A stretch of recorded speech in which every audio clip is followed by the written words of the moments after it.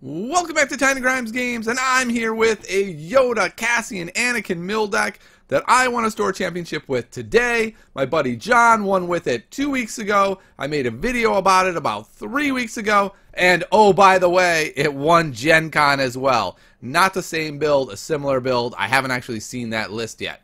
But let's talk about why this suite of characters is so very, very strong. First thing, we're looking at 27 health.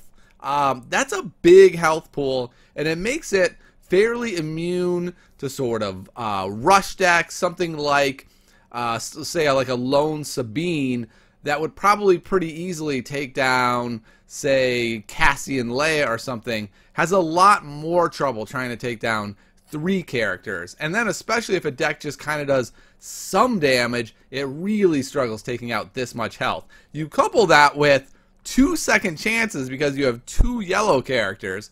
I have 2 Force illusions in here as well, and that is a staggering amount of health that you're going to be able to come up with.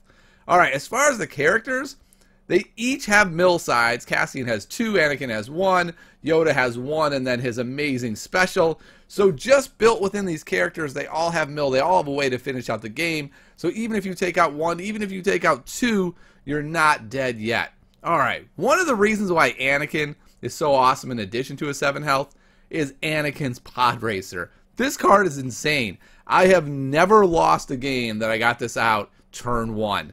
You basically, turn 1, you play it for 2, you roll it out because it has ambush, then you roll out Anakin, you flip it to the discard side, and boom, you get to discard 2. You're essentially discarding 2 every single time with this, making Anakin actually look like a reasonable target when he's not really that great of a target. Because if they target Anakin early, what you're probably going to be able to do is something like throw a Force Meditation on Casian for the early game when you're ripping 2 off their deck thanks to Yoda's chaining, and then later in the game, Cassian's starting to get a little low, right? They've gone 7 deep into Anakin. Now they're 7 deep into Cassian. That's 14 damage they've had to do. You slap a second chance overwriting that Force Meditation that isn't as useful anymore. Blowout City. It's really hard to finish off Cassian promptly at that point. So they're in this really tough spot where really you want to kill Yoda first, but it's really tempting to just say, screw it, I'm going after Anakin because they've got the Pod Racer and Anakin only has 7 health, and it really doesn't work out all that well. Alright, so let's look at some of the other cards. I've got 2 copies of Bartering. I know the Gen Con winning list had 2 copies of Force Jump. I'm not sure if this is a 1-for-1 trade, so I'll just talk about why I like Bartering so much. It has a discard side. I would say the hardest thing I've had with this game is occasionally getting to the end of the game, I rip their deck, I only have 1 character left, and now I got to get 3 cards out of their hand. Now you could say, hello, just play the battlefield, but I'll talk about that in a moment. So what I like to do is have these upgrades, like Anakin's Pod Racer has a discard side, Bartering has a discard side, the Van Braces have a discard side. I want my upgrades to be discarding. Now I know Meditation doesn't, but that's an early game card, and then I overwrite it later. But I want a Bartering or a Van Braces to help finish the game. If I have all those out and even 1 character die, I'm looking at like 4 discard sides that I can roll into. It's pretty darn reasonable. So that's my upgrade suite. The events are just kind of standard removal events. It's why I like this deck so much. I love playing control decks, and really the only way to do that is through mill, and you get quite a bit of money because of Yoda. You're generally having $3 to $4 a turn, which allows you to play really expensive cards like Beguile, in the crosshairs. In the crosshairs was so amazing today.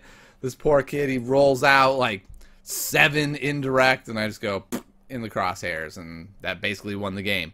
Into the Garbage Chute is always good. Overconfidence. Pacify is amazing, of course. Here, take 2 shields, lose your best character, die. And then I also like to have 2 friends in low places, which serves as both a way to remove their removal or remove their tricks like hit and run, and at the same time just basically milling a card.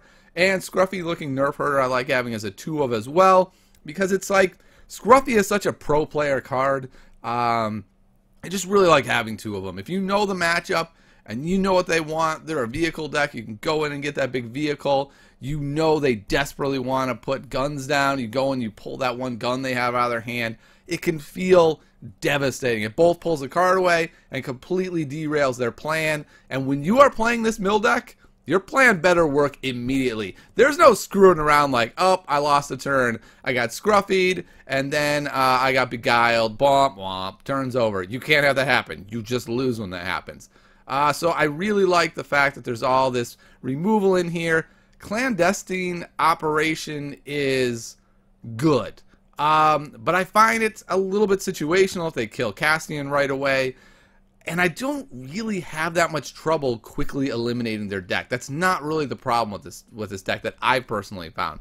Again, like I said, it's closing the game with the discard sides. And so I've included one, but I didn't even use it once today. I think John didn't even include it in his deck last week. I see how it's good, but it doesn't feel like it's as necessary as some of the other cards. And I threw in a hyperspace jump because why not? We're getting 3 to 4 a turn, at least in the early game. You can really destroy them if you can pull, 5 cards between their hand and their deck and then jump out when they've only done like 1 damage and they just basically lose a turn. It's also a great way to end the game, right? So you get that last card, it's that last turn, they roll out their monster roll, hyperspace jump, turn's over. In fact, game's over. So I like that quite a bit. The interesting thing about this deck is I love every card in it. I saw that the Hyperloops guys were running Force Jump. I definitely see how that could be good. Being able to use Yoda to special chain into turning to blanks, which is way better when you're milling them because they don't want to re-roll. So I'd be curious to see what their list looks like. Like I said, I think they're probably giving out bartering to do it, and I could see how that could be good. But almost any combination of cards with these 3 characters, removal, and Anakin's pod racer is going to be really good. You need to look out for this in the Store Championship season, especially now that it's one Gen Con. This thing is going to be everywhere. Figure out how to beat it. It is tough. It is real tough. You need to get some serious damage in quick and have a good plan. There's no messing around against this deck. Get in, get out to get the win. All right, well, I hope you enjoyed the video, and I'll see you next time on Tiny Grimes Games.